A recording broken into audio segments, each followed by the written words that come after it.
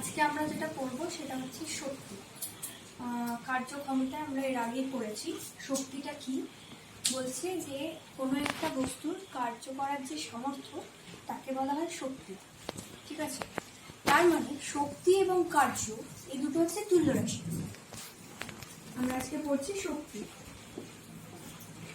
আচ্ছা, তাহলে কার্য আর শক্তি যদি তুল্য রাশি হয় বা যদি সংজ্ঞার দিকে তাকাই যে কার্য করার সামর্থ্যকে আমরা শক্তি বলছি, তাহলে শক্তি এবং কার্যের যা যা ছিল মানে একক এবং মাত্রা, শক্তির কিন্তু মাত্রা এবং একক তাই হবে। ঠিক আছে, এসআই পদ্ধতিতে আমরা একক যদি দেখি তাহলে হবে জুল এবং সিজিএস পদ্ধতিতে আর।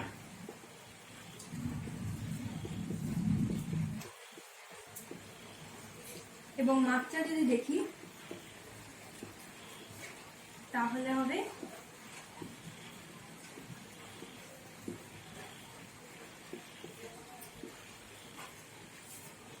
ml²(e⁻²). তাহলে এটা হলো শক্তির একক এবং মাত্রা, সংজ্ঞা তো বুঝলামই। এরপর বলি শক্তিকে আমরা সৃষ্টি বা ধ্বংস করতে পারি না, এক রূপ থেকে অন্য রূপে রূপান্তরিত করতে পারি। এবং শক্তির 8টা রূপ আছে। সেগুলো কিরকম? সেগুলো হচ্ছে আলোক শক্তি, তাপ শক্তি, যান্ত্রিক শক্তি, তারপর হচ্ছে শব্দ শক্তি, চৌম্বক শক্তি, তড়িৎ শক্তি, রাসায়নিক শক্তি এবং পারমাণবিক শক্তি। এই যে 8টা শক্তি রূপ, এই রূপগুলো কি হয় একটা রূপ থেকে আরেকটা রূপে আমরা রূপান্তরিত করতে পারি। আচ্ছা বেশ, এরপর চলে আসি যান্ত্রিক শক্তিতে। আচ্ছা, তো শক্তির মধ্যে আমাদের সিলেবাসে যেটা আছে সেটা হচ্ছে কেবলমাত্র যান্ত্রিক শক্তি। তো যান্ত্রিক শক্তির দুটো ভাগ আছে, একটা হচ্ছে স্থিতিশক্তি, একটা হচ্ছে গতিশক্তি।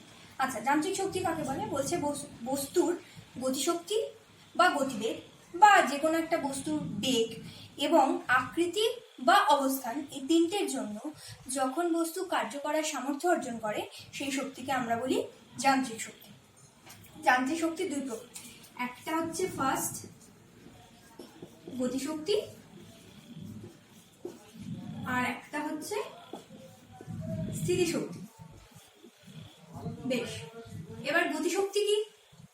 সংজ্ঞাতে পড়লাম যে গতিশক্তি মানে হচ্ছে গতিশীল বস্তু তার গতির জন্য বা বস্তু তার গতীয় অবস্থার জন্য কার্য করার যে সামর্থ্য অর্জন করে তাকে বলা হয় গতিশক্তি। ঠিক আছে, তাহলে ফার্স্টে আমরা গতিশক্তিটা বলি, স্থিতিশক্তিতে আমরা পরে আসছি। গতিশক্তির ক্ষেত্রে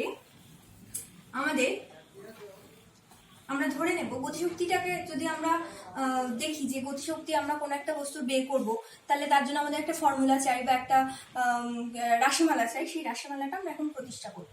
আমরা ধরবো যে এম ভরের একটা বস্তু, ঠিক আছে, আচ্ছা ছবিটা নিচে করি, এম ভরের একটা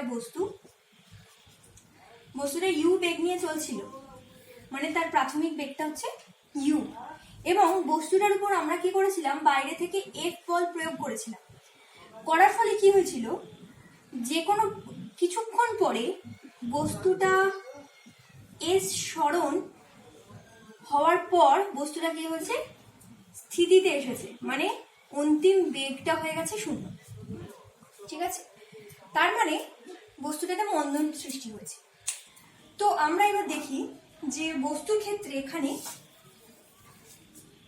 আমরা বললাম যে শক্তি আর কার্য তুল্য রাশি। তাহলে আমরা গতিশক্তি বের করতে গেলে ফার্স্ট আমরা কার্য দিয়ে শুরু করবো।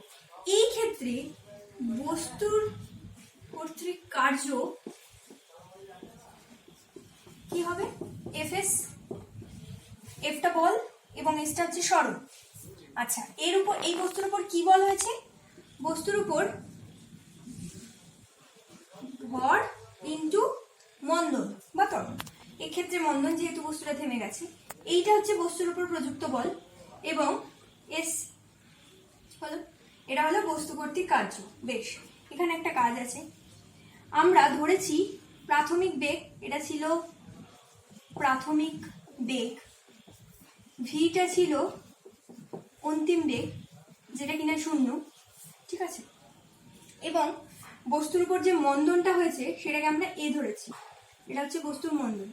তাহলে আমরা যদি গতির সমীকরণ গতি চ্যাপ্টার থেকে এখানে পুট করি এই তিনটে দিয়ে, তাহলে আমরা দেখতে পাবো, লিখতে পারি v² = u² মাইনাস 2 Fs, এসটা সরণ, ভিটা শূন্য, equals to u square minus 2 a আমরা, আচ্ছা এখানে যে এফটা লিখেছিলাম ওটা স্মল হবে, কারণ স্মল এফ বা স্মল এটা হচ্ছে মন্দন বা ত্বরণ, এখানে ক্যাপিটাল এফটা ভুল করে লিখেছিলাম, এফটা ছিল বল, যাকে তাহলে 2Fs বা এসও লিখতে পারি, 2Fs equals to u square, ঠিক আছে, এবং এখান থেকে Fs ইকুয়ালস টু লিখতে পারি ইউ স্কোয়ার বাই 2। আচ্ছা এফ এর জায়গায় যদি এ বসাই তাহলে S equals to u square by 2 পেলাম, এইটা আমি এইখানটায় পুট করব এস এর জায়গায়। আচ্ছা M into A into S, এই জায়গায় আমরা এই ভ্যালুটা পুট করলে পাই M into U square by 2, তার মানে হাফ এম ইউ স্কোয়ার। এইটা হচ্ছে গতিশক্তি রাশিমালা, capital E suffix A K, K for kinetic energy মানে গতিশক্তি, সেই জন্য আমরা ই কে দিয়ে এটাকে প্রকাশ করি, এটা হচ্ছে গতিশক্তির রাশিমালা হলো। আচ্ছা এবং সেকেন্ড যেটা ছিল গতিশক্তির পর সেটা ছিল স্থিতিশক্তি। এটা কি? বস্তুর অবস্থান এবং আকৃতি বা আকৃতি, এই দুটো জিনিসের পরিবর্তনের জন্য বস্তু যখন কার্য করার সামর্থ্য অর্জন করে, যে সামর্থ্যটা অর্জন করে সেই শক্তিটাকে আমরা বলি স্থিতিশক্তি। তাহলে দুটো জিনিস পেলাম, একটা বললাম অবস্থান পরিবর্তনের জন্য, একটা বললাম আকৃতি পরিবর্তনের জন্য। তাহলে এই ক্ষেত্রে আমরা প্রথম যেটা বলবো সেটা হচ্ছে অবস্থান পরিবর্তনের জন্য বস্তু যে কার্য করার সামর্থ্য অর্জন করে তাকে আমরা বস্তুর স্থিতিশক্তি বলি, কিন্তু এটা একটা পার্টিকুলার নাম আছে, তাকে বলা হয় অভিকর্ষীয় স্থিতিশক্তি। তাহলে স্থিতিশক্তি দুই প্রকার, একটা হচ্ছে অভিকর্ষীয় স্থিতিশক্তি, এটা একটু বললাম যে বস্তুর অবস্থান পরিবর্তনের জন্য যে কার্য করার সামর্থ্য অর্জন করে।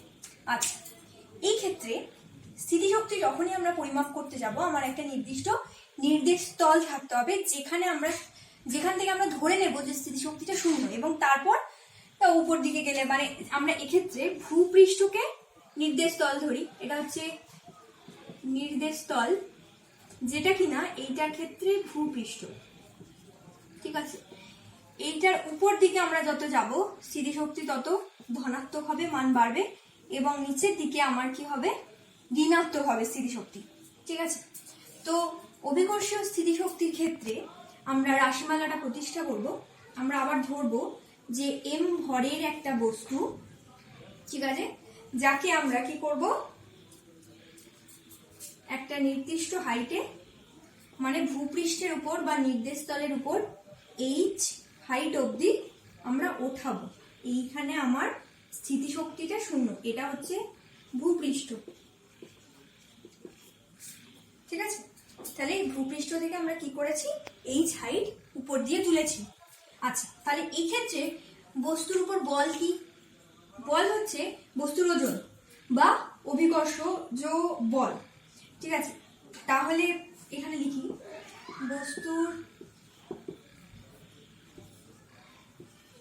বস্তুর উপর প্রযুক্ত বল সমান বস্তুর ওজন, বেশ mg, এবং যে উচ্চতায় উঠিয়েছি সেটা হচ্ছে h, বেশ। তাহলে আবার আমরা কার্য থেকে শুরু করব, তাহলে বস্তুর দ্বারা কৃতকার্য সেটা কত, কৃতকার্য হবে Fs, এক্ষেত্রে সরণটা হচ্ছে উচ্চতা, যতটা উচ্চতা আমরা উঠেছি, তাহলে s টা h, এবং বস্তুর উপর প্রযুক্ত বল হচ্ছে mg, ভ্যালুগুলো বসিয়ে দিই, এটা হচ্ছে mg আর এটা হচ্ছে h। তাহলে এইটা হচ্ছে স্থিতিশক্তির রাশিমালা, E P, P for potential energy, তার জন্য ই সাফিক্সে পি, এটা হচ্ছে স্থিতিশক্তির রাশিমালা, বেশ। এটা এক ধরনের স্থিতিশক্তি হলো। আর একটা যেটা আছে সেটা হচ্ছে স্থিতিস্থাপক স্থিতিশক্তি।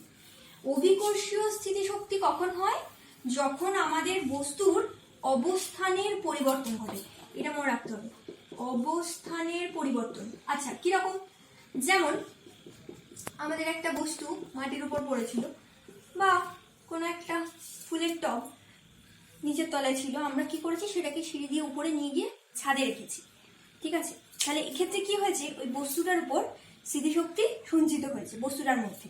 কেন হয়েছে? কারণ সেটা ফার্স্টে ভূপৃষ্ঠের উপর ছিল, সেখানে স্থিতিশক্তি শূন্য ছিল এবং দেখা গেছে একতলার হাইটে এখন রাখা আছে।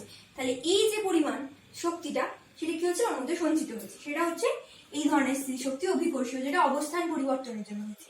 নেক্সট যেটা আছে সেটা হচ্ছে স্থিতিস্থাপক স্থিতিশক্তি। এটা কি? এটা বস্তুর আকৃতির পরিবর্তনের জন্য হয়। এটা আকৃতির পরিবর্তন কিরকম একটু বলি, তাহলে বোঝা যাবে। যেমন আমরা যদি এটা ধনুক ভাবি, তীর ধনুক, সেই তীর ধনুকে কি হয়, একটা নির্দিষ্ট সাম্যাবস্থা থেকে কি করা হয়, তীরটাকে পিছন দিকে টেনে নেওয়া হয় এবং তারপর ছাড়া হয়। কেন টানা হয়? বস্তুটার এক্ষেত্রে যে তারটা আছে বা তীরের যে আকৃতিটা আছে বা ধনুকের যে আকৃতিটা আছে, সেই আকৃতিটার কি করা হয়, পরিবর্তন করা। এবং পরিবর্তন করা আমরা যখন পিছন দিকে টানি তখন তার মধ্যে আমরা স্থিতিশক্তি সঞ্চয় করি এবং ছেড়ে দিলে সেই বস্তুটা খানিক দূর এগিয়ে যায়। এখানে স্থিতিশক্তি কি হয়, গতিশক্তিতে রূপান্তরিত হয়, তার জন্য তীরটা এগিয়ে যায়। তো এইটা হচ্ছে স্থিতিস্থাপক স্থিতিশক্তি, যেটা আকৃতির পরিবর্তনের জন্য হয়। বেশ, হয়ে গেল স্থিতিশক্তি শেষ। আচ্ছা, এরপর যেটা আছে সেটা হচ্ছে যান্ত্রিক শক্তির নিত্যতা সূত্র। সেটা কি? যান্ত্রিক শক্তির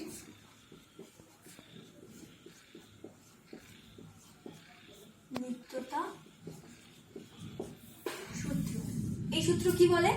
বলে যে যদি কোনো রকম অপচয়ী বল না থাকে, মানে যেখানে শক্তি অপচয় হয়ে যায়, সেই ধরনের বল যদি না থাকে, তাহলে বস্তু যে কোনো অবস্থায় বস্তুর মোট যান্ত্রিক শক্তি সর্বদা ধ্রুবক থাকবে। মোট যান্ত্রিক শক্তি মানে স্থিতিশক্তি এবং গতিশক্তি, এই দুটোর যে যোগফল সেটা সবসময় কি হবে, কনস্ট্যান্ট হবে। ঠিক আছে, কি বললো তাহলে? স্থিতিশক্তি পোটেনশিয়াল এনার্জি ইপি আর কাইনেটিক এনার্জি বা গতিশক্তি ই কে, এইটা সবসময় কি হবে, কনস্ট্যান্ট হবে বা ধ্রুবক হবে। ঠিক আছে, এটা হচ্ছে যান্ত্রিক শক্তি নিত্যতা সূত্র। আচ্ছা, এবার এটা আমাকে প্রমাণ করতে হবে। প্রমাণটা কিরকম? ফার্স্টে আমরা ধরবো যে একটা বস্তু ভূপৃষ্ঠ থেকে এই উচ্চতায় আছে, এই উচ্চতাটা এই উচ্চতায় রাখা আছে, মানে স্থির অবস্থায় আছে। এই অবস্থানটাকে আমরা ধরছি এ বিন্দু, মানে এই অবস্থান, যে বস্তুটাকে ছেড়ে দেওয়া হয়েছে। বস্তুটা এখন অবাধে পতনশীল, বস্তুর কোনো বাধা নেই। বস্তুটা যখন অবাধে পতনশীল, সেই পতনশীল অবস্থায় মাঝখানের একটা জায়গা বা অবস্থান আমরা ধরবো, যেটা বি অবস্থান। ঠিক আছে, এবং এদের দুজনের যে দূরত্ব, মানে এ থেকে বি বিন্দুর যে দূরত্ব, সেটাকে ধরে নিচ্ছি এক্স। ঠিক আছে, এবং লাস্টলি কি করেছি, সি বিন্দু একটা ধরবো জাস্ট মাটিতে টাচ করার আগের মুহূর্তে। ঠিক আছে, বুঝতেই পারছি টোটালটা যদি এইচ উচ্চতা হয়, এটা যদি এক্স হয়, তাহলে এইটা হবে এইচ মাইনাস এক্স, এবং এই অবস্থানটা থেকে আমরা সি অবস্থান ধরছি। এইরকম একটা অবস্থানের জন্য, এই তিনটে অবস্থানের জন্য আমরা কি করব, এই যান্ত্রিক শক্তির নিত্যতা সূত্রটাকে প্রমাণ করব। কি করব, ফার্স্ট এই অবস্থান, এই বিন্দু বা এই অবস্থান, যাই বলি না কেন, এই অবস্থানের জন্য কিরকম হবে ব্যাপারটা। আচ্ছা, এই অবস্থানে বস্তুটা স্থির অবস্থায় ছিল, তার মানে বস্তুটার যে গতিশক্তি সেটা কিন্তু শূন্য। তার মানে আমি ধরে নিচ্ছি এখানে বস্তুটা স্থির আছে, তার মানে বেগটা হচ্ছে 0, বস্তুর বেগ 0। তাহলে বেগ যদি 0 হয়, তাহলে গতিশক্তি 0 হবে। তাহলে ই কে সমান হাফ এম ভি স্কোয়ার বা ইউ স্কোয়ার, যাই হোক একই ব্যাপার, সেটা কি হয়ে যাচ্ছে, 0 হয়ে যাচ্ছে। এবং এই অবস্থানে যে স্থিতিশক্তি পোটেনশিয়াল এনার্জি ইপি, সেটা কি হবে, এম জি ইন্টু এই টোটাল উচ্চতাটা, তার মানে এইচ, এম জি এইচ। আচ্ছা, তাহলে এই অবস্থানের জন্য যে এনার্জি, মোট এনার্জি, টোটাল এনার্জি, যান্ত্রিক শক্তি, সেটা হচ্ছে ইকে প্লাস ইপি সমান এম জি এইচ। এটা থাক। এরপর আমরা চলে আসি বি অবস্থানের জন্য। বি অবস্থানে কি হবে, বি অবস্থানে আমরা ধরবো যে যখন বস্তুটা এখানে আছে তখন বস্তুটার একটা বেগ হবে, সেটাকে আমরা ইউ ধরে নিই। এইখানে বি অবস্থানের জন্য বস্তুর বেগ হচ্ছে ইউ। বেশ, তাহলে আমার গতিশক্তিটা হবে E K equals to half M U square. আচ্ছা, এটাকে ইউ না ধরে ক্যাপিটাল বি ধরি, তার কারণ প্রাথমিক একটা বেগ আমার লাগবে। এটাকে ক্যাপিটাল বি ধরে নিই, হাফ এম ভি স্কোয়ার ধরে নিই। বেশ, এটা হলো। এবার এই ভিটার ভ্যালুটা আমাকে বের করতে হবে। কি করে করব? যখন এইখানে ছিল মানে এ অবস্থানে ছিল, তখন এ অবস্থানটাকে প্রাথমিক যদি ধরে নিই, তাহলে আমার প্রাথমিক বেগটা কি ছিল? শূন্য ছিল, কারণ বেগটা তখন শূন্য ছিল। এবং বি বিন্দুটা তার যদি অন্তিম অবস্থান হয়, তাহলে সেই সময় তার বেগটা হচ্ছে ক্যাপিটাল ভি। অবাধে পতনশীল, তার মানে বস্তুর যে ত্বরণ সেটা হবে অভিকর্ষীয় ত্বরণের সাথে সমান জি। এবং বস্তুর যে সরণ ঘটেছে এ থেকে বি, সেইটা হচ্ছে এক্স। ঠিক আছে, তাহলে এই কটা ফর্মুলা যদি আমরা গতির সমীকরণে বসাই, v square equals to u square plus 2a_s, তাহলে ভ্যালুগুলো বসালে পাবো ভি স্কোয়ার, এটা হচ্ছে ক্যাপিটাল ভি স্কোয়ার, এটা হচ্ছে 0 প্লাস 2g ইন্টু এক্স। তাহলে V square equals two 2gx থাকলে এটা বের করলাম, এইটা বের করে আমি এখানে বসাবো। তাহলে হয়ে যাচ্ছে half m into 2gx, 2 cancel, তাহলে mgx। এবং এইটার ক্ষেত্রে আমার যে স্থিতিশক্তি ইপি, সেটা কি? সেটা হচ্ছে mg। এবং হাইট কতটা? বি অবধি। নির্দেশতল থেকে যদি মাপি তাহলে এই হাইটটা হয়ে যাচ্ছে h মাইনাস এক্স। বসিয়ে দিই h মাইনাস এক্স, তাহলে কি হয়ে যাচ্ছে? mg h minus mg x। তাহলে মোট কত হবে বি অবস্থানের জন্য? আমার ইবি সেটা হয়ে যাবে ইকে প্লাস ইপি।